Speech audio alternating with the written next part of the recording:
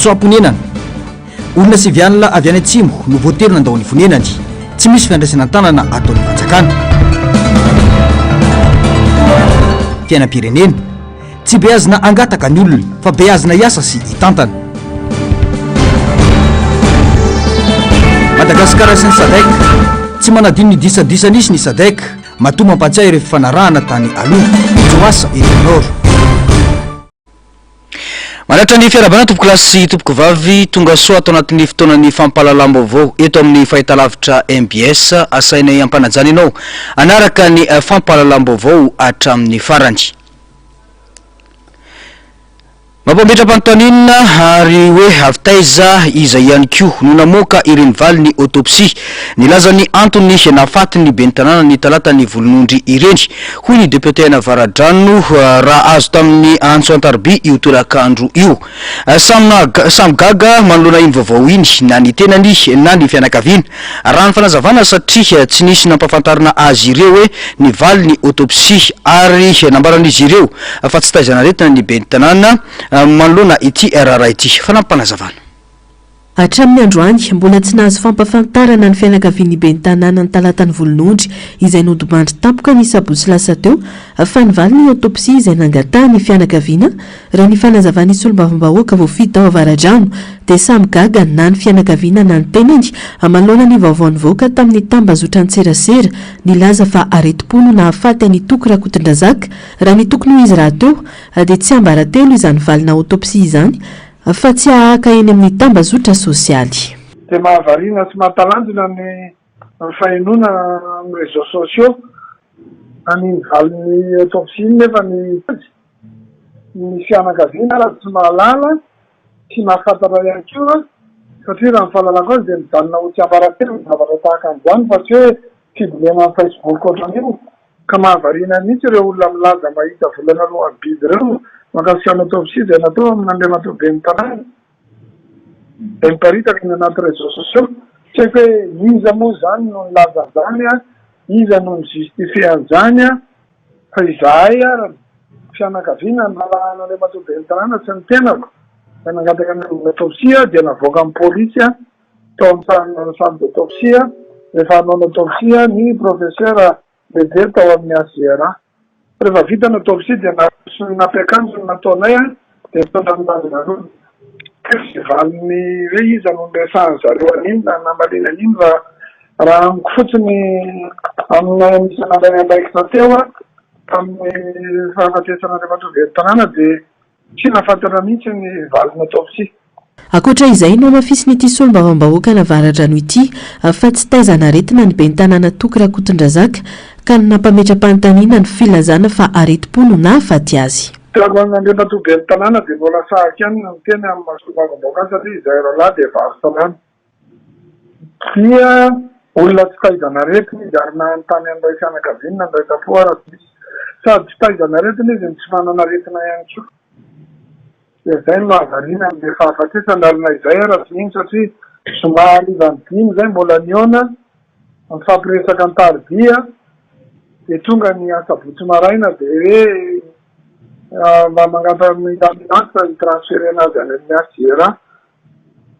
dia tonga tany amin'ny ACRA moa dia nilazana dia raha atao hoe olona efa nanary ihany izy teny an-dalana tsisy ninona azy voatatrony tao amin'ny ACRA fa tidena tany amin'ny morgue mihita indray niny avy eo satria taraky patonga vanay tany raha tsy ahivina ny Zoma mbola salama tsara ny ben'ny tanàna toky Rakotondrazaka ary mbola namonjy fanasana raha ny vaovao ny sabotsy vao mangiran-dratsy anefa nanomboka tsy salama ny tenany ka nentina tany amin'ny hôpitaly ka tsy tana intsony ny ainy tsy nisy fialanenina azo natao raha pitso moa no alevina ny nofo magnatsika ny ben'ny tanàna toky Rakotondrazaka andrasana kosa izay tena valy ny autopsie marina ahafantarana ny antony nahafaty azy famezaka mampatory vahoaka ny mpitondra tsy ao anatin'ny dictionnaire ny mpitondra ny fanovana satria manozongozona ny toerany hoy ny pastora Olivier Andrianjaka satria ao anatin'ny tsy fahatomombanana ny fitantanana ny raharam-pirenena tsy Jesosy no jamba fa ny fiangonana no tsy mahita ny kolikoly ny vonomoka ny fampahoriana maro eto amin'ny firenena hoy ity pastora ity tsy beazina angataka ny olona fa beazina hiasa sy hitantana mifanipaka amin'ny anabeazany fifoazana ny olona saina milahatra tosika sy varomora ary menaka iray litatra. Nitodika manokana tany amin'ny fanitsinan'ny lalakizorana tokony anabeazana ny vahoaka ny teo anivon'ny fifoazana nandritra ny fankalazana ny isan-keritaona fa 420 tao Ankaramalaza. Ny Antsipriany izay. Iray ihany ny fiangonana sy ny fanjakana ary Madagasikara dia any Malagasy. Hoy ny pastora Andrianandrasana Mamniaina nandritra ny toroteny ho fifoazam-panahy tao amin'ny WB Ankaramalaza nandritra ny isan-keritaona fa 420 ho an'ity WB ity. Natao anabe ny fiangonana ary ratsy miteny manoloana ny zavamisy hita fa mamotika ny fampianarana izay nafafy dia mamela malalaka ny ratsy anjaka. Notsindriny ity ray aman-dreny manokana fa mifanohitra amin'ny fampianaran'ny soratra masina ny fanazarana ny olona angataka sy ikatsaka fanampina izay mitranga amin'izao io. Tela zaiko fa sy araky ny nampianaran'ny fifoazana azy sy ny tezany fifoazana ny olona hiasa hanagna omena ireny olona tezaina mba homena hilaza varomora sy ny sisa reny. Sy araky ny nampianaran'ny fifoazana azy reny fa hamela olo fangataka eto ny fiangonana rasy mampianasy, hamela olo sahala mipiso anao meo eto ny fifoazana rasy mampianasy, rasy miverina amin'izay tena tezany fifoazana azy. Fa raha tena miasa ny olona mbola malalaka ny tany, mbola malalaka ny fiompiana, io no nampianariny, io no meniny fifoazana. Ny aholany sy manao an'izany ho afaka amin'ny fahatrana. Tsikatra ho iatrany ity mpitondra fivavahana fa inina beazina hozatra angataka ny Malagasy amin'izao. Vokany maro amin'ny ankizy no lasa mpangataka eraky ny arabe no io fomba fitezana io. Tsy misy mametra-panontaniana amin'ny avy anefa manoloana izany fomba fanabeazana zarina angataka izany. Ho iatrany ity pastora ity. Isala moa itezana sy ibeasa ny olo eto Madagasikara hatramin'ny Tsilonga ny mangataka. Magaga ny fomba fampisigny alevany reo fa dia aleha tany ombanao amin'igny lala igny dia feniko longa mangatangataka aby. Ny fanontaniana petrako dia zao, rehefa sy mahasaky mangataka sony reo hanao inona? Satria vanakely igny dia mahasaky mangataka aloha igny, fa rehefa nidirany hena izy ka sy afaka mangataka sony hanao inona? Mivona amin'ny fampianaran'ny soratra masina ny zavamisy sain'ny sasany. Hoy kosa ny pastora Dr Olivier Randrianjaka fa mampahory satria mihevitra ho tompon'ny fahefana ary mafey izao rehetra izao. Mifanipaka amin'ny fampianaran'ny soratra masina izany, ho iatrany ny fanazavana. Fa ireo zay mba miteny azy sy mananatra azy sy manitsy azy dia andrasany amangingina, tafiany, vonoiny ny tena sibla la sebatra dia ny mahantry, satria ny mahantry tsy manana piaro tena, tsy manana piaro, tsy misy feo fa voakenda ny fahantrana. Noho izany dia andrasan'ilay ratsy fanahy amin'ny mangingina izy dia vonoiny, kendainy ireo mahantry. Tsy azo atao na inona ilay ratsy fanahy satria nahoana? Manana piaro izy, manana piaro izy. Ekipa andreo zay mpanao ratsy ao amin'ny fiarahamonina izy no enony ireo zay mpitsara, izy no manany marina eo amin'ny fitsarana, izy no mitsangana miteny ka miaino daholo ny rehetra. Fa le mahantry izay tsy manan-karena, ireo ory sy malahelo dia hitsahina sy ampahoriana, tapando sy kendaina amin'ny fomba maro. Marefo, vulnérable ny mahantry satria tsy manampeo izy, voakendany vola sy ny arenany feony ka tsy eno intsony. Fomba fanaon'ny mpanjaka tamin'ny fotoanan'ny zanak'Israely ny mampatory vahoaka. Efa hatramin'izay no tsy tia fanovana ny mpanjaka satria manozongozona ny sezany izany, ho iatrany ny fampianarana. Taka misy eto Madagasikara ampatoriny ny vahoaka, hozy izy hoe mety tsara ne ty fiainantsika tia, tsy zavatra maninona eto, tout va bien. Na dia impito maty arany jironao dia hozy izy hoe tout va bien, matory daholo, fa mety ho fiainantsika io. Ary tsy tia fiovana. Zany fiovana zany tsy ao anatin'ny dictionnaire mpitondra ry avy. Ina no antony? Satria ny fiovana dia manozongozona sezany. tsy tiany zany na eo amin'ny fiangonana koa azy nde ny fiangonana koa azy tsy tiany fiangonana ny manova mikitikitia kely ny lalam-panorenana ny enao kitikitio kely ange ho lalam-panorenana io ahitanao azy satria manino miorina ao ny fahefanay pastory ao ny fahefanay mpitondra tsy tiana kitihany zany takan'izany koa ny teo amin'ny fiarahamonina ao anatin'izany fiarahamonina zany dia zao tsy mahazo miteny ny vahoaka ampanginina ny vahoaka izay miteny ao anatin'izany dia iharany gagazo izy izy ny mpampianatra teto marefo ny mahantra sahirana ny kristianina any ka betsaka ny mametra-panontaniana hoe aiza ilay andriamanitra izay inona manoloana izo zava-misy iainana eto izao ho iatrany ny fampianarana tsy jesosy no jamba fa ny fiangonana no tsy mahita ny kolikoly ny vony moka ny fampahoriana maro hoy ity pastora eo anatrehan'ny olana ara-sosialy sy ara-politika na koa krizy lalina mianjady amin'ny firenena dia mipetraka ny fanontaniana hoe tokony angina ve ny mpitondra vavahana sa tokony iteny ny tsy fisian'izay rehefa io zany anefa dia mety ho adika ho toy ny fanekena ankolaka ny tsirarina na koa fanoliana ny andraikitra mahaloha ranom-pitondrana ara-moraly raha ny fanazavana atrany iny ihany koa no irosoantsika tanteraka ao anatin'ny vaovao mahakasika ny raharam-pirenena betsaka ny fanontaniana mipetraka sy petraka ny mpanara-baovao manoloana ny fanaovana tetikasa eto amin'ny tany sy ny firenena fanontaniana isan'ny manitika ny maro hoe nisy tokoa ve ny fandalinana izay natao manoloana ny firosonina amin'ireo tetikasa goavana toy ny teleferika sy ny lalambe migodana lasa tao manaiky be fahatany fotsiny ny malagasy hoy ny mpanara-baovao manoloana ireo tetikasa goavana ireo nyantsiprian'izay tsy misy ny mangarahara tsy misy fanazavana ny amin'ireo tetikasa tanteran'ny fitondram-panjakana toy ny teleferika hoy ny mpanaraka raharam-pirenena naneho hevitra trosamy ampampana $10 tapitrisa izay babeny malagasy no nananganan'izany kanefa tompotrany miono ny amin'ny fahafantarana ny mahakasika izany ny vahoaka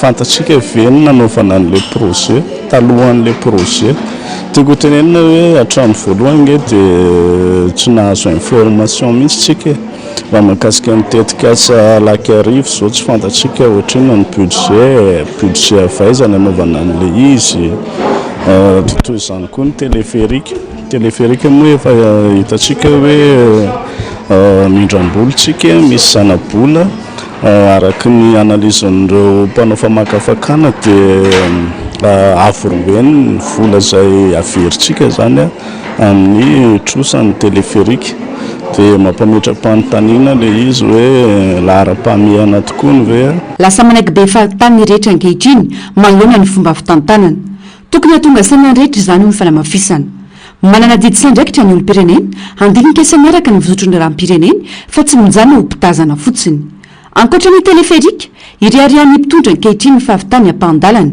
amin'ny lalambe mikodana mampitohy anantananarivo toamasina amin'ny 20 kilometatra amin'ny lalanay 100 kilometatra nampanantenaina efa tany amin'ny taona 2022 misy fandalinana veniasy eo anatrihan'ny zava-misy ho ny fanontaniana napetraka ity mpanaraka raharam-pirenena ity tena vadia talatany volonondro ve ny tokony ainga ny autoroute raha atao fa maninona tsy niainga avy any Tamatavy ny fitaovana rehetrarehetra ampiasaitsika dia miainga any Tamatavy zay vao tonga tia talatany volonondro dia misy fandaniana mihoatra ny tokony misy koa izy mahazo tombontsoa amin'izay fitaterana ny fitaovana izay mizarantsika olo-pirenena no mandinika ny fitantanana aloha dia misy tsy mazava maro be ohatra ny hoe raha miresaka koa tsika zao ny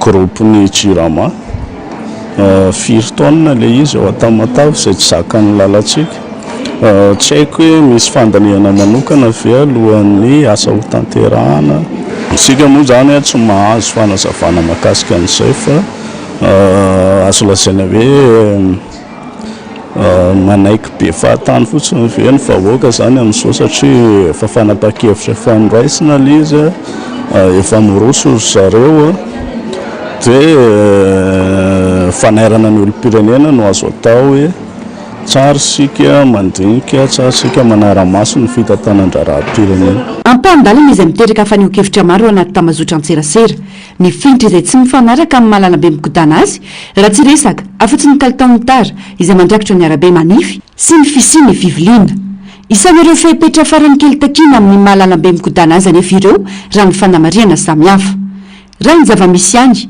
potika simba avokoa ireo lalam-pirenena rehetra eto amintsika raha tsy laza fa tsy lalam-pirenena faharoa faefatra fahenina sy ny maro hafa mampitaraina ny maro ankehitriny kanefa tsy misy fanamboarana fa lasibatrin'ny fiovavahan'ny toetrandro ny mponina any amin'ny tapany atsiminosy amin'izao fotoana izao ka manosika azy ireo itsoponenana mahatratra 9 alina ny mpitsoponenana noho ny aintany atao anatiny ataona vitsomonja araka ny tatitra izay nataony Amnesty International fikambanana iraisam-pirenena miaro ny zon'olombelona tsy misy fandraisana tanana nataon'ny fitondrana nefa manoloana izany rehetra izany ka anaovan'izy ireo antsoavo ny ametrahana paikady sy mahomby entina manohitra ny ady amin'ny aintany sy ny mosary ny antsiprian'izay tatery ny ando miaratina eo amin'ny sary sy ndratsary ny andry rakoto malala isan'ireo firenena mizaka ny vokadratsy ny fiovan'ny toetrandro i Madagasikara lasipatra amin'izany ireo antandroy nanaovany Amnesty International fanadihadiana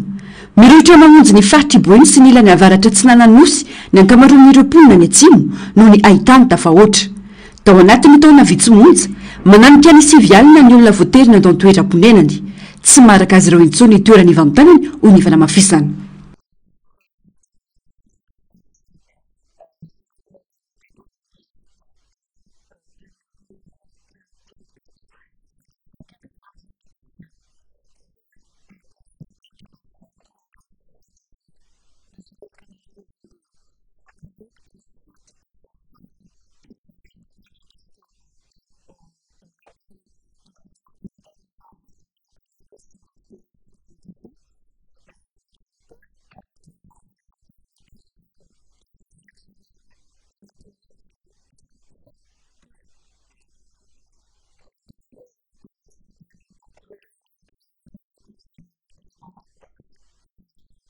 leo monina ny mponina vokatry ny tsy fisiany tany ahafana mamokatra intsondra ny tatitra nataony Amnesty tsy misy anefa ny fandraisana an-tany nataon'ny fitondrana manoloan'izany raha vahaolana ny tadiavina fandroana an-tervaimanta eo amin'ny alalan'ny mpitandro filaminana no asetriny ho ny fanamariana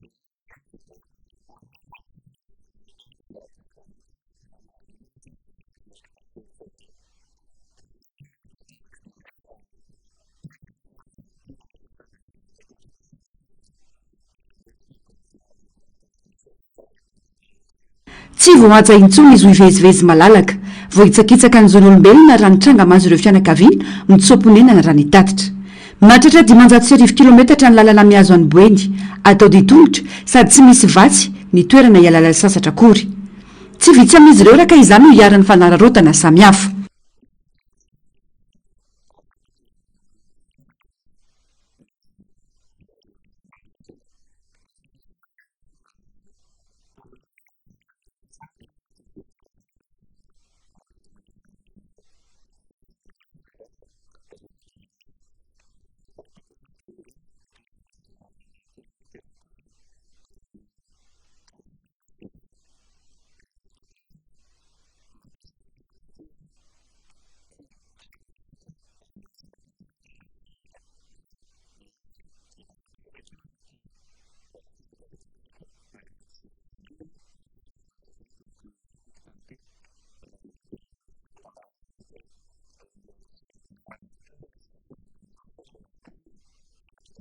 manamafy ny isika amin'ny mety isina kolikoly ny tsy fanajana ireo zo ireo ho ny transparency international tranga izay mahazava-dehibe ny fanamafisana ny fahafana mamatsy arabola ireo tetikasa misy resaka fiovan'ny toetrandro ho ny fanamafisana.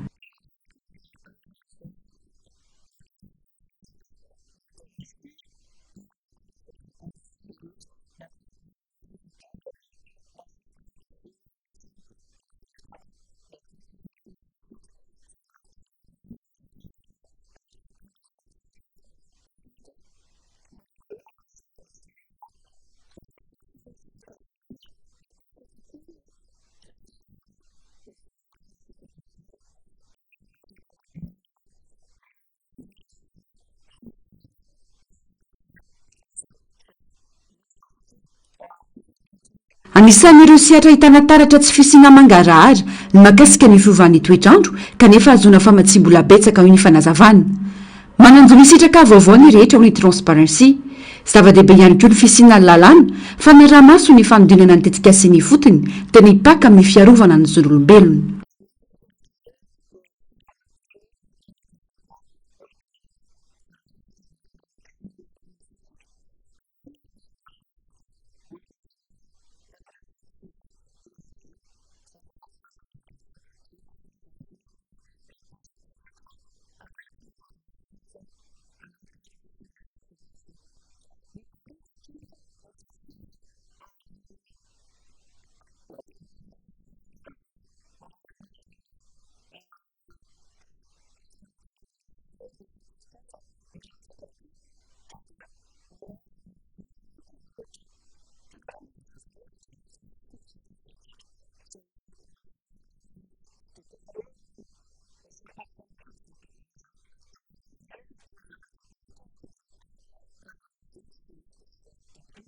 Natsikafo ny ity fikambanana miaro ny zon'olombelona ity fa voasikajo fanitsakitsana ny zon'olombelona izao miatra amin'ny poniny faritra atsimo izao. Tsy fanampiana fotsiny araka izany eo ilain'ireo ponina manoloana izany fa famana ny olana fototra miainga amin'ny fanajana ny zon'olombelona sy ny fampanjakana ny rariny sy nitsiny. Maro ireo sosikevitra naroso navotra ny Amnesty International ao anatin'izany fa tokony ho tafiditra anatin'ny paikady-mpanjakana ny fiarovana ny ponina ny atsimo amin'ny fitsoahana ny haitany. Fa indohandrara ihany koa ny fanitsihana ny loharanom-bola sy ny fanairy ireo mpiara-mombonandoka samihafa.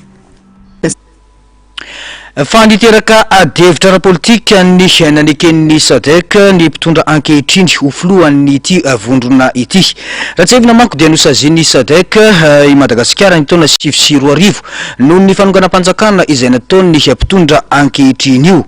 Tsy midika ho fanadinona ny lasa ny faneken'ny SADC ity fandraisam-pitantanana ity hoy ny solombavambahoaka teo aloha Joas Eleonor efa voafaritra mialora teo ihany koa ny fiodinana fitantanana amin'ity vondrona ity fotoana izao anatanterahana ny fankatoavana ny protocole de Maputo ho iatrany ny fanazavany ny antsiprian'izay hoentiny Narcisse Karazafy eo amin'ny sarisindra ny mbola avatsara.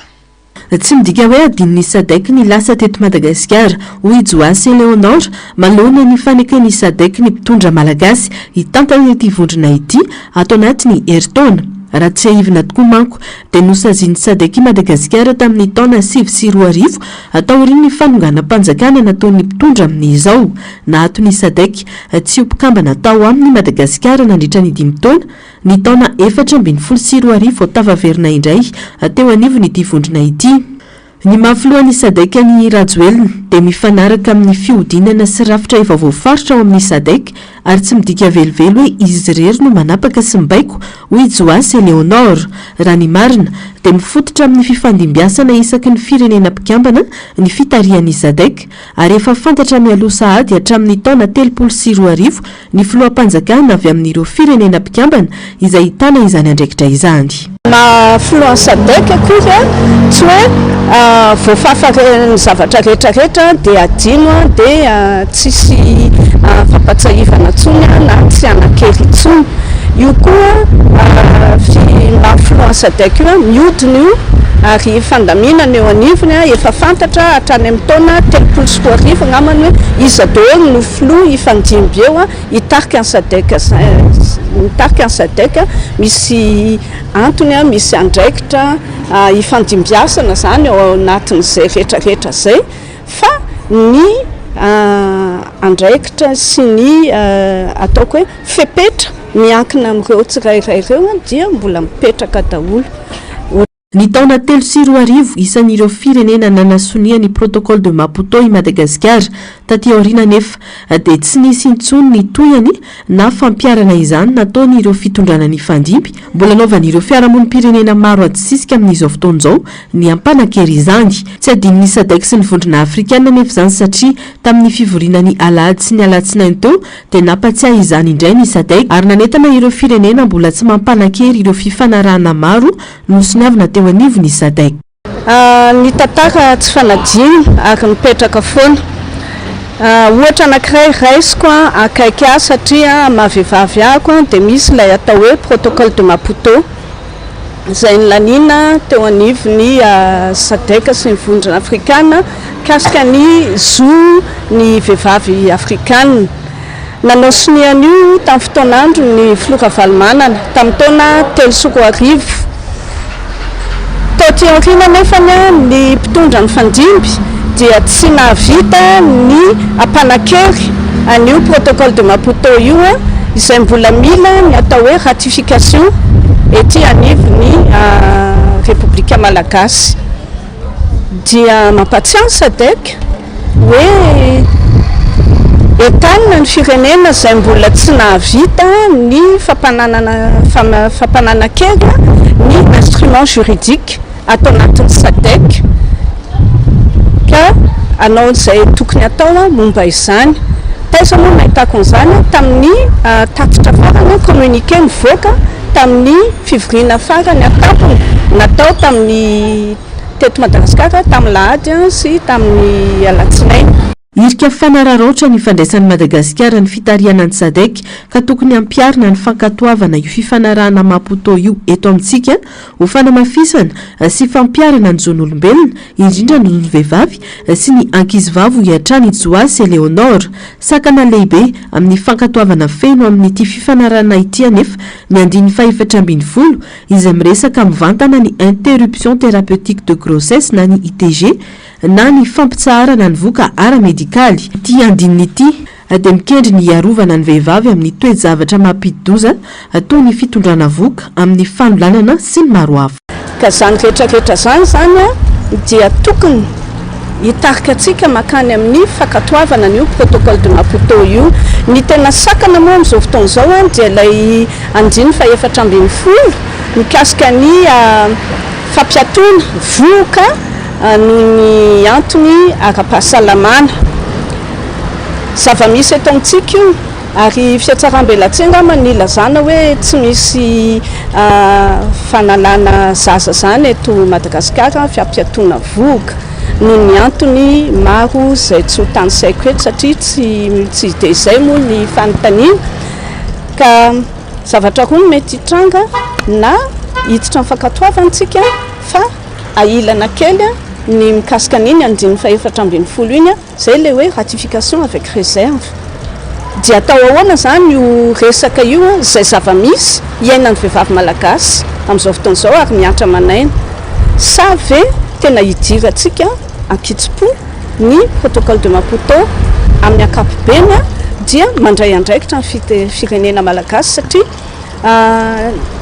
matoa misy reny tranga reny amin'ny fiainan'ny vehivavy malagasy dia misy antony ary amiko ny vahaolana voalohany dia ny fisakanana ny fahatongavana amin'izany voka tsy niriana zany. Tranga roa araka izany mety hisy hatrany hoy ny fanehoan-kevitra na fankatoavana amin'ny ampahany izany hoe esorina ny andiny 740 izay antsoina hoe ratification avec réserve na ny fankatoavana feno tsy misy analana tsy misy anampiana. Ity safidy faharoa ity dia manome lanja ny fahatokisana amin'ny fampanajany Madagasikara ny zon'ny vehivavy ho hiatrany ny fanazavana. izay amin'ny fatontolon'ny fifidianana eto Madagasikara kosa indray dia mitaky fanatsarana sy fanavozana ny lalana amin'ny fehiny fifidianana eto Madagasikara. Efa mirosan'izany ny eo anivon'ny seny ankehitriny amin'ny fakana ireo tolokevitra amin'ireo mpisehatra maro. Mitaky fampiarana izany hoy avy eo anivon'ny firaisamonim-pirenena fa tsy hijanona ho tolokevitra fotsiny ihany ka hiteraka disadisa indray avy eo rehefa tonga ny fotoam-pifidianana. Ny Antsiprianjay tateriny Andro Miaratina eo amin'ny sary ny Andry Rakoto Malala. Manodidina ny eninjato ireo fiaramonim-pirenena nanolokevitra ho fanatsarana lalana amin'ny fehiny fifidianana ka nandefa izany tany amin'ny seny Foibe. Anisan'ireo teboka tao anatin'izany ka nanaovan'izy ireo adisika ny mahakasika ny famerana ny vola ampiasaina amin'ny fifidianana, ny fanavozana ny lisam-pifidianana, ny fanitarana ny fehimpotoana ny fampelezan-kevitra amin'ny fifidianana ary ny mahakasika ny firafitry ny seny.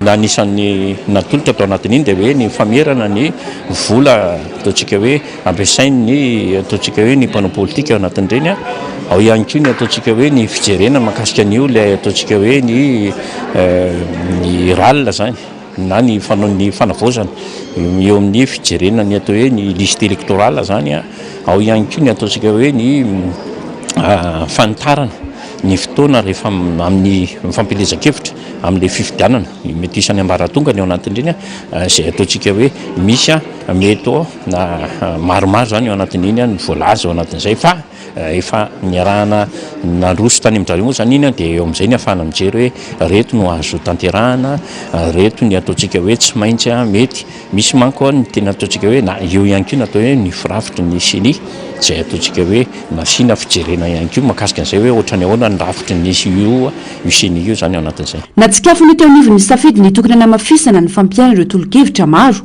mba tsy hisolatsaka nanampiana rehefa tonga ny fotoana anatanterana ny fifidianana toy ny mahakasika ny lalàna 2022 tsipika ohatrohatra valo momba ny fitsipika ankaben'ny fifidianana sy ny fitsapaham-pekevim-bahoaka.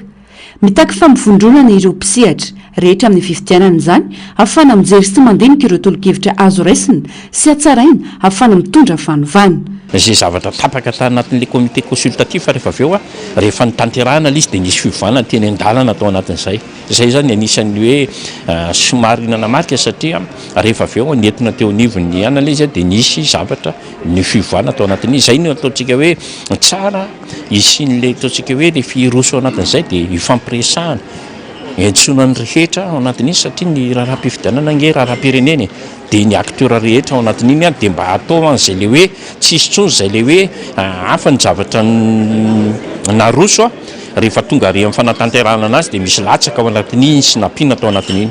Dia izay ny anisany ataontsika hoe tokony apetraka izay ary izay moa mifanindrina raha hoe raha mba mety dia hoe mba apetraka mihitsy io ataontsika kody zany io mba tsy hahatonga tsony le hoe rehefa tonga ny loi organique ao anatin'iny dia mbola miandry le décret d'application foana fa rehefa code électoral izy. Andrasana fatratra ny fampiana ireo tolokevitra maro ireo atreto mantsy tsy mbola mahafapony rehetra ny fikirakiran'ny seny ny fifidianana na mialoha na mandritra na aorian'ny fifidianana. Raha tsy aivina ny farana ny 5 Jolay lasa tao ny fandraisan'ny seny ireo tolokevitra avy amin'ireo mpiantsehatra amin'ny fifidianana anatsarana ny lalam-pifidianana eto Madagasikara. Ireo tolokevitra ireo izay mbola arafitra anaty tahirikevitra entiny eo anivony ny mpiantsehatra amin'ny fifidianana. Efa mihoatra ny 300 ireo namaly nantsony seny raha ny fanamafisana. Nandray anjara ny akamaroany ireo mpanao politika, firaisamonim-pirenena, ny haino-vakijery sy ny maro hafa. Mbola isany koa ny atrikasa isam-paritra iarana amin'ireo mpiantsehatra araka ny fanazavana. Izay sosokevitra voaray mandritra izany atrikasa izany no atolotra ny governemanta. Andrasana araka izany izay ho toyiny. Fanadeo aza ny anterisetra sy ny tervaimanta ataon'ny fitondram-panjakana manoloana ny tetikasa base toliara dia mitoetrany ny fanoeran'ireo mponina ity tetikasa ity ao amin'ny renivohitry ny faritra amin'izao fotoana izao. Nisy arak'izany ny fidinana andalambe nataon'ireo mponina tao toliara niaraka tamin'ny mouvement jeunesse et citoyenneté ho fanehoana ny tsy fankasitrahan'izy ireo ity tetikasa ity. Nisy ihany koa nandritra izany ny filanjana sora-baventy ny Antsipriany izay. Nihoatra andalambe ny vahoaka tao Toliara andro amaraina niaraka tamin'ny mouvement jeunesse et citoyenneté mitaky ny fanajanona tanteraka ny tetikasa base Toliara araka ny fanehoan-kevitra nataon'ireo mpanao fihetsiketsehana dia tsy mifanaraka ny tombontsoan'ny mponina sy ny tontolo iainana ny famerenana amin'ny laona ny tetikasa fitrandrahana arenan-kibon'ny tany ity. nidina teny an-toerana moa mpitandro filaminana n'izany teny zava-misy ary hatreto dia milanina ny tedrarara tsy nisy fifandonana na herisetra sainginana mafy ny fepetra fiarovana ny manam-pahefana no ny mety isiny korontana mitaky ny fifampidiniana maharitra sy mangarahara amin'ny vahoaka ny hetsika ary manizingizina hatrany fa tokony tsy averina etsena sy ozongozonina intsony ny momba ny tetika asa raha toka mbola tsy mahazo fankatoavana avy amin'ireo vahoaka eny fotony.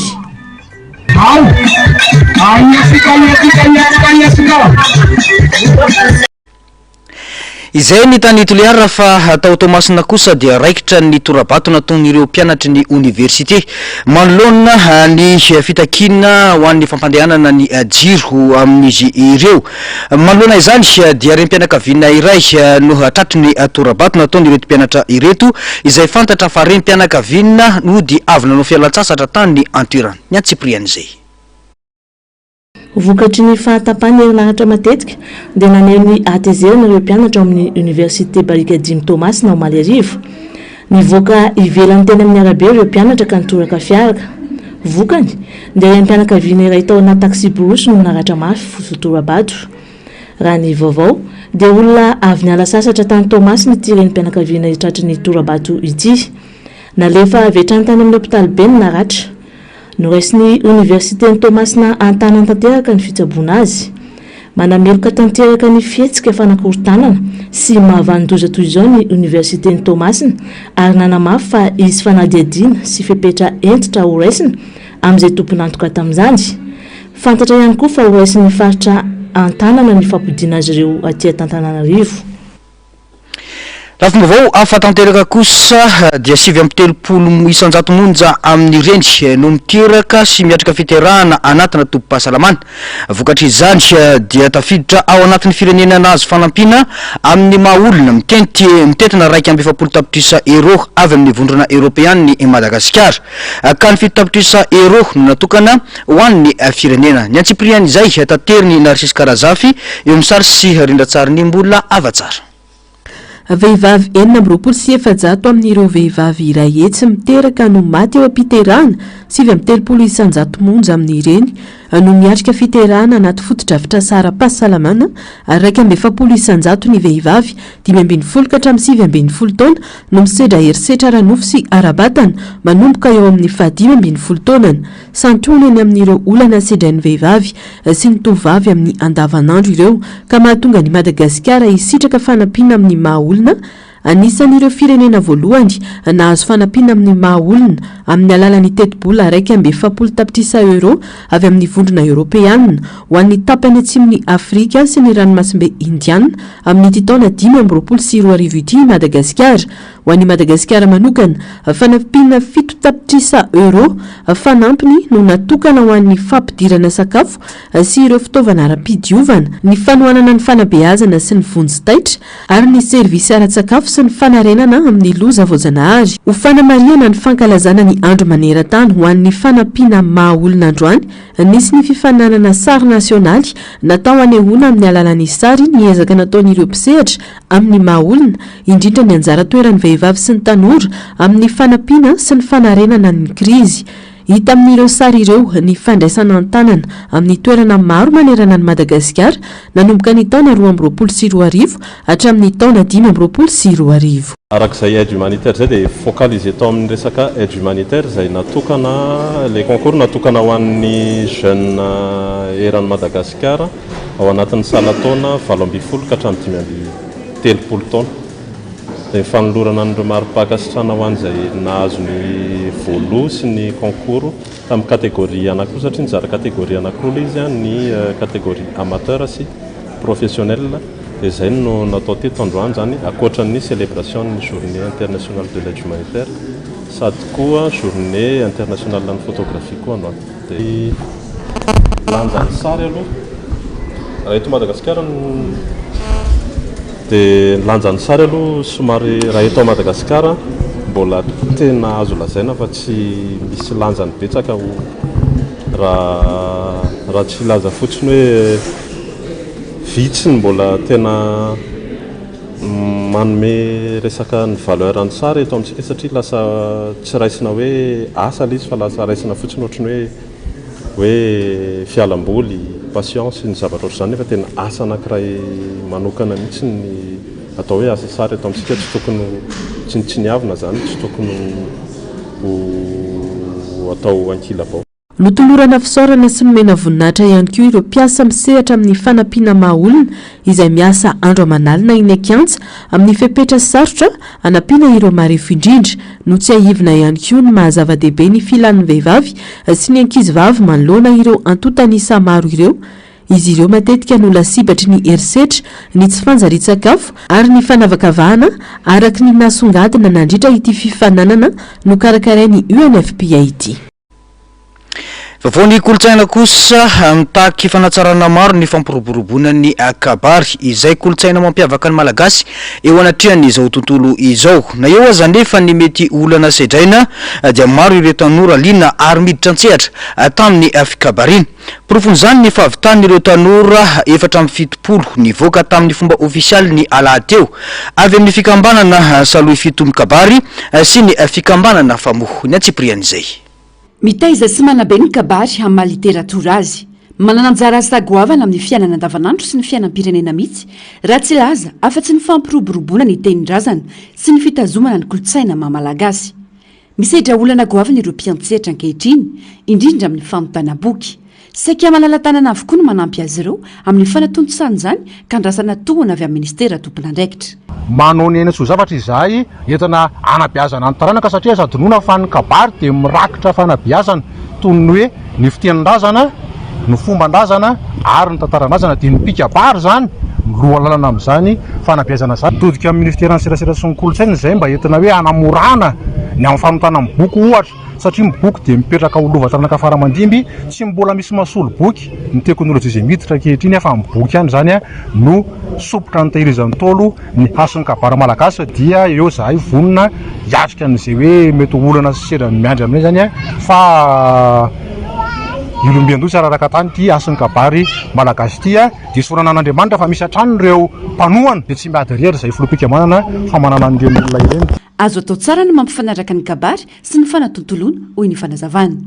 Amin'izao fotoana zao aloha dia hita ary tsapa fa somary miandanja kely ny fahaizan'ny tanora malagasy ny atao hoe teny malagasy hita zany na eny amin'ny atao hoe resaka fomba fanoratra eny amin'ny tambazotra serasera maro samihafa aza fa ny fikabarina ny fianarana sala amin'izao dia anisan'ny manarina izay fa mamalagasy ny tena izay dia ny safidy manokana izay ireo anandratra an'izay sotoavina mamalagasy izay ary eto ny tenako dia anisan'ny mijoro vavolombelona ho antsika tanora rehetra tongava mianatra ny tenin-drazantsika mianatra an'ireo fomba n-drazantsika izay teo aloha fa ny vahiny aza liana amin'ny fombantsika fa vao maika ve isika indray ny amin'ny sehatry ny fianakaviana rehefa misy miteny ny fianakaviana dia afaka misehatra rehefa meny ny fianakaviana fitenenana. Olo zany dia amin'ny maha-lehilahy dia tsy sadakatra mihitsy eo amin'ny zavatra rehetra fa tsy tokony fampiresahana. Ny kabary dia tombontsoa tokony afaka ampivoarana ny fiainana amin'ny maha-malagasy, afaka mitondra vokatsoa be dia be eo amin'ny fiainana ny kabary, ny fahafehezana azy na vehivavy azy. Zava-dehibe ny fahafantarana sy fahafehezana ny kabary amin'ny mahavaka azy ho ireo tanora maro nianatra manokana momba ny kabary. Mitaiza ny saina ihany koa amin'ny maha-kolotsaina azy. Anamora ny fahaizana amin'ny teny mason'olona, eo ihany koa ny fahafehezana ireo hainteny sy ohabolana na lahabolana malagasy isan-karazany, indrindra ny teny malagasy. Raha mahita amin'izao tontolo izao fa ao anatin'ny serasera maro samihafa dia efa misy ny fampitana ny kabary amin'ny ampitain-davitra. Dikan'izay tsy fanohatra mihitsy ny fanatontoloana sy ny kabary malagasy fa mifanampy sy ny fanoharana amin'izy ireo. Miavaka amin'ny fananany kolotsaina ny malagasy, anisan'ireo ny kabary. Afaka manova olona sy ny fiarahamonina malagasy zany manoloana ny zava-misy ankehitriny ho ny iray mpiay ny andrian'ny vatsy na vita fianarana amin'ny kabary tao mahitsy. Mampiavaka ny malagasy tsy fantatro ny teny hafa sy ny fiarahamonina hafa sy ny kolotsaina hafa mety misy ihany fa ny fahalalako aloha hatreto dia mampiavaka ny fiarahamonina malagasy ny kabary ary anjarantsika izay niomana sy nanaiky fampitany fanilo amin'ny fahaizana ny kabary no mitazona izany mahazava-dehibe sotoavina izany satria sotoavina iray manontolo kabary ary mari-pamantanana ny mahamalagasy atsika. Manana iraka ho ianareo, voairaka ianareo miaraka amin'ny fikambanana famono, miaraka amin'ny fiarahamonina ray manontolo ary ny fikambanana sy ny fiarahamonina mananareo ho vatsy satria rehefa tsy retsika koa dika ny vatsy dia ianareo no hotoana eny an-dalana, ianareo no ianteherana amin'ny lalana lavitra izay tsy maintsy izovan'ny fiarahamonina malagasy, tandindondoza ny fiarahamonina malagasy amin'ny ankapobeny. Fantatsika izany tsy ajarako no ivalapatra amin'izany eto fa farafaharatsy isitsika mino resy laharitsika fa rehefa voatazontsika ny malagasy ary anisan'izany fomba fiteny ny fiteny malagasy dia tsy hovorombaka ny hafa ny firenentsika fa voatazontsika ihany koa amin'ny fotoana ho avy rehetrarehetra koa.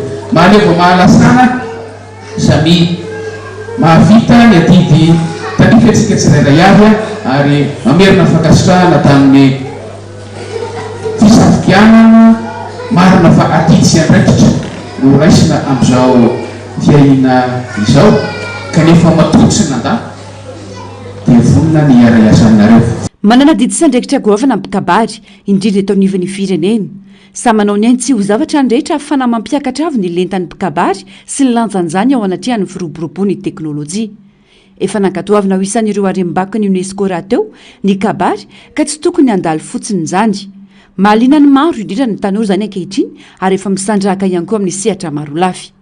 Misy efatra amby fitopolo ireo mpiofanom-pikabary nivoaka tamin'ny fomba ofisialy ny alahady teo ka nisalotra ny lamba sy nahazo ny mari-pahaizana manokana. Enina amby telopolo nivoaka tamin'ny andian'ny Saloy fito avy amin'ny fikambanana Saloy fito mikabary ary 8 amby telopolo andian'ny vatsy avy amin'ny fikambanana famo. Izy ireo izay navita fiofanana nandritra ny 7 volana.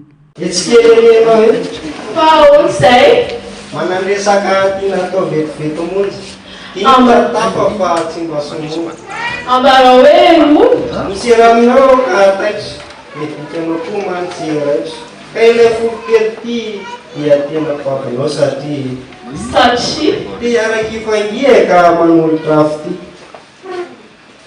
Saat veje matu, afafalosa rezat funau, tons pulchan panir, ka manaragamba direct, karatang tifau, manalasara ka mapiambang.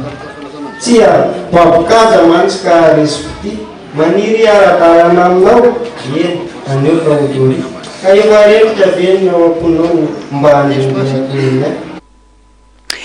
Fa eo amin'ny tolony fanabeazana sokotokosa indray dia 720 sy arivo no isan'ireo zatovovavy beazina ao amin'ny fanilony Madagasikara mandray anjara amin'ny lasy nasionaly antsoina hoe fanantenana izay tanteraina any Ambanja nanomboka omaly. Lasa zay rahan'ireo diocèse 20 amin'ireo 20 manerana nosy ity lasy ity natokana ho an'ny beazina mba anampiana azy ireo iaina lalina kokoa ho an'ny finoana katolika amin'ny fomba sokoto amolavolana azy ireo ho vonina amin'ny andraikitra ara-tontolo iainana sy ara-piarahamonina ny antsipriana izay. Anampiana ireo zatovovavy iaina lalindalina kokoa ny finoana katolika amin'ny fomba sokoto sy anabeazana azy ireo tovovavy sy tanora vonina indray andraikitra ho an'ny tontolo iainana sy ny fiarahamonina no tanjona amin'ny lasy nasionaly fanantenana izay tanterahana ny Ambanja nanomboka omaly. 720 ireo zatovovavy avy amin'ireo diocèse 20 amin'ireo 20 manerana nosy ka beazina ao amin'ny fanilony Madagasikara mandray anjara amin'ny lasy nasionaly. Ny loahevitry ny Tanjobily mpivahiny fanantenana no manamarika manokana ity lasy ity araka ny tenin'Andriamanitra hoe miorena amin'ny fanantenana ka adio toan'i Kristy joany voalohany toko 7 andin'ny 2 ka hatramin'ny 7. Ny tanjona amin'ity hetsika lehibe ity dia ny azahoana hafaliana fiadanana ary fiainana lalina anaty finoana katolika mifanaraka amin'ireo soatoavina masokoto izay manabe sy mampandroso ny mahaolona manontolo. Eto amin'ny fikambanana moa zany dia amin'ity lasy fanantenana 20 izay tanterahanay eto Atsako-Manondro diocèse n'Ambanja ity dia 720 sy 300 sy arivo izahay no plasy eto. eo amin'ny diocèse izay tonga eto 2020 biazana morina ty lasy ty dia ankizy vavy tovavy anana fahatokisantena amin'ny lafiny rehetra amin'izay ataony rehetrarehetra satria zay iny rehefa namola volana anazy dia anana fahatokisantena izy amin'ny eo amin'ny fiainany manarak'izany dia olona mahay mandray andraikitra na eo anivony any amin'ny ankonana eo amin'ny fiangonana amin'ny fiarahamonina amin'ny firenena tokony andraikitra amin'izay atao rehetra dia ny fahatelo dia olona matahotra an'Andriamanitra tia vavaka ary miaina amin'ny finoana dia mino aviny. Natomboka tamin'ny sorona masina ny lasika tao amin'ny cathédrale Saint-Joseph Ambanja no nanatanterahana izany ka notarian'ny Monseigneur Francis Donatien niaraka tamin'ny Mon-Père Curé amin'ny cathédrale sy ireo ray aman-dreny ampanavy amin'ny diocèse tonga nanotrina. Maresaka iraisam-pirenena nanamafy ny filoha amerikanina Donald Trump fa irotsaka amin'ny fiarovana any Ukraine i États-Unis. Fanapahan-kevitra izay noraisina taorin'ny fionany tamin'ny Volodymyr Zelensky tao amin'ny Maison Blanche io. Fampiresahana faharoa teo amin'izy ireo ity fionana ity izay tamin'ny endrika feno fifanajana ihany koa ary natrehany ireo mpitondra Europeana izay nanamafisan'izy ireo ny fanohanana ny filohan'ny Ukraine. Tokony isy fionana eo amin'ireo filoha telo tonta dia ny filoha Rosiana sy Ukraine ary Amerikana. Atreto anefa mbola tsy nanaiky izany i Vladimir Poutine ny antsipriany izay. Taorin'ny fionany tamin'ny filoha Ukrainiana Volodymyr Zelensky tao amin'ny Maison Blanche no omaly alatsinainy dia nanamafy ny filoha Amerikanina Donald Trump fa irotsaka tsehatra amin'ny fiarovana ny Ukraine ny États-Unis. Io ny fampiresahana faharoa teo amin'ny roa tonta taorin'ny fionana nisy fampiakaram-peo ny volana febroary lasa teo. Tamin'ny endrika feno fifanajana ny fampiresahan'i Donald Trump sy Volodymyr Zelensky tao amin'ny bureau ovale tamin'ity indray mitoraka ity. Natrehan'ireo mpitondra Europeana maromaro izany hanamarinan'izy ireo ny fanohanana ny Zelensky. Na izany azy dia mbola mipetraka ireo ady hevitra sy fanontaniana momba ny fitakian'ireo tany amin'ny Russia. Nanambara ny filoha Donald Trump fa efa niantso ny filoha Vladimir Poutine ny tenany ka nanolo-kevitra nomana fivoriana eo amin'ny telo tonta dia ny filoha Rosiana sy Ukrainiana ary Amerikana. Hatreto mbola tsy nanaiky ny fanatrika amin'ny filoha Zelensky ny filoha Poutine. Tsy naneho fahavononana ho amin'ny fampirarahana ny filoha Rosiana nandritra ny fionany tamin'ny Donald Trump tany Alaska ny zoma lasa teo.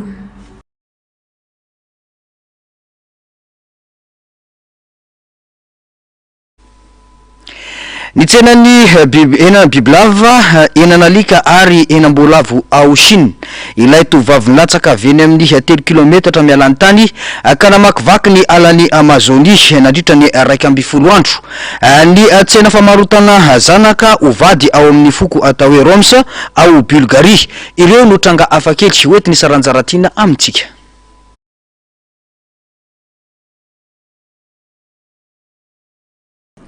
Sanatriavina tahaka ireny tsenanombo ireny tsena famarotana zanaka ovady ao amin'ny fokely atao hoe Roms ao Bulgarie. Vao maraina dia tome fola ny tsena miaraka amin'ny fiara raitra miravaka volamena ireo lehilahy tonga hividy vady. Tahaka ny tsenam-barotra rehetra dia misy ady varotra jerena tsara koa ny entana ary mitondra mody avy hatrany izay mahavidy. Mora vidy ny vehivavy raha toa ka tiany ilay lehilahy fa lafo kosa izy raha toa ka mbola virjeny. Kely dia kely ny erdika alafo ireo efa rotiky ny ady. Raha ny angom-baovao misy efa 7 taona namidy teto fa tsy lafo na dia efa natao varoboba aza. Latsaky ny 20 taona misy 410, 12 taona dia amidy. Raha mihoatra ny 20 taona dia miena be ny vidiny. Tsara tarehy fa indrindra fotsy tava fa tsy manompo mavo. Tsy afaka mividy vady eto raha olona avy amin'ny foko hafa na firenena hafa fa zareo samy zareo foko Romsa ihany. Juliana Kwepki tovavy nilatsaka avy eny amin'ny 3 kilometatra mialany tany ary mbola namakivaky ny alana Amazonie nandritra ndraiky amin'ny 10 andro. Nandeha fiaramanidiny kompani Lanza tany Peroa ho an'ny Pucallpa i Juliana ny 24 Desambra raika amin'ny 7 sy 700 70 taona izy tamin'izany ka amonjy ny rainy izay biologista malaza ny fotodia niaraka tamin'ny reniny. 20 izy ireo mpandeha tamin'izany. Nanainga ny fiaramanidina. Minitra vitsivitsy tao ireny fianganana nefa nisy tafio-drivotra maherina mely ka potika teny amin'ny ahavo 3 metatra ny fiaramanidina. Nipitika niaraka tamin'ny seza ny Juliana teny amin'ny 3 kilometatra mialany tany izy no enjera. Sofa toy ny mipetraka ambony seza foana ny filatsany tety ambany. Izy nilatsaka iny no nidona tamin'ny hazo ka nanamaivana ny fianjerany. Torana moa izy ka rehefa taitra dia natsiaro fa izy irery no tao anaty alabe sady naratra ny vatany. Fantany teknika avelomana ao anaty ala noho ireo ray aman-dreny manam-pahaizana momba ny zava-mananaina izay nampiofana azy ahay ny zava-boary. Nanaraka ny renirano izy araka nampianarin'ny rainy azy hoe ny rano dia mitondra makany amin'ny tanàna foana. Vatomamy vitsivitsy hitany teny an-dalana miaraka amin'ny potika sakafo no nohaniny izay mety avy tao anatin'ilay fiaramanidina ny anjera ihany. Nandalo toerana feno bibilava, karazana biby hafa ary voay izy. Na dia eo aza ny arirahana sy ny fanaintainana dia nandroso foana ny tenany tamin'ny andro faha 12 nahita trano fonenana mpitrandraka azy Juliana. Nitsabo azy ireo olona tao ary nitondra azy tamin'ny lakana nankany amin'ny tanàna akaiky indrindra. Izy ireo sisa mivelona tamin'ireo mpandeha 20. Lasa manam-pahaizana manokana momba ny ramanavy Juliana tao aoriany ny zavantranga taminy sy ny ankohonany. Nanaraka ny dinindreo ray aman-dreniny Marie sy Ansa Wilhelm Kopki mpikaroka momba ny bibidia amazoniana. Notantarainy Juliana tao amin'ny boky Quand je suis tombé du ciel ny tantarany. Nanao documentaire ihany koa ka nampitondraina ny lohateny hoe Wings of Hope 2000. Ity tantara ity ihany koa mampianatra antsika ny fahalalana, ny fikirizana ary ny fanantenana izay afaka mandresy ny zava-drehetra. Tsenany henan-bibilava sy henanalika ary voalavo ao amin'ny faritra Chine. Lafolavitra noho ny hena fiainantsika andavanandro toy ny akoho, ny henomby, ny henanalika sy ny henam-boalavo, fa indrindra ny henan-bibilava any Chine. Mahasarika vahiny maro ny fanandramana ireo karazan-kena hafakely ireo, any ka lafo ny sarany. Tsena be toy ireo tsena fivarotana henomby sy henan-kisoa aty Madagasikara ny tsena-bibilava sy alika ary voalavo any an-toerana. Rehefa fotoana tsy dia mampisy loatra ireo biby ireo dia ilarana mihitsy ny fanjifana azy, miakatra miaraka amin'izany ihany koa ny vidiny. Tapitra ny fampahalalam-baovao antsika tompoko lasy sy tompoko vavy mankasitraka anao nanaraka izany hatramin'ny farany isorana teknisianina sy ireo namana mpanao gazety nafahana nanatony tosa izao fampahalalam-baovao izao mametraka ny soavatsara veloma tompoko.